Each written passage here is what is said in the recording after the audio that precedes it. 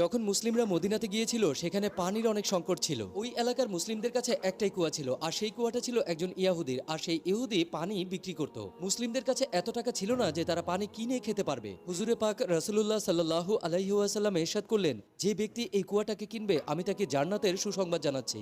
হযরত ওসমান রাদিয়াল্লাহু তাআলা আনহু সেই ইয়াহুদির কাছে গেলেন আর তাকে বললেন, এই কুয়া তুমি আমাকে দিয়ে দাও। কিন্তু সেই ইহুদি কিছুতেই মানছিল না। তখন হযরত ওসমান রাদিয়াল্লাহু তাআলা আনহু বললেন, ঠিক আছে, তুমি আমার কাছ থেকে কিছু টাকা নিয়ে নাও, কিন্তু শর্ত থাকবে একদিন কুয়ার পানি তোমার আর অন্যদিন কুয়ার পানি আমার। ওই ব্যক্তিটা 12,000 দিনার নিয়ে এই প্রস্তাবে রাজি হয়ে যায়। প্রত্যেক দ্বিতীয় দিন যখন হযরত ওসমান রাদিয়াল্লাহু তাআলা আনহু সময় আসতো, তখন তিনি মুসলিমদেরকে ফ্রিতে পানি পান করাতেন আর তাদেরকে বলতেন পরের দিনের জন্য পানি সংগ্রহ করে নাও। এতে এমন হতে থাকলো যে ওই ইহুদির কাছে আর কেউ পানি কিনতে যেত না। শেষমেশ আরো 23,000 দিনার নিয়ে ওই ইহুদি হযরত ওসমান রাদিয়াল্লাহু তাআলা আনহুর কাছে ওই পানির কুয়াটা বিক্রি করে যান। তিনি এভাবেই মুসলিমদের বিনা স্বার্থে সাহায্য করেছিলেন। সুবহানাল্লাহ।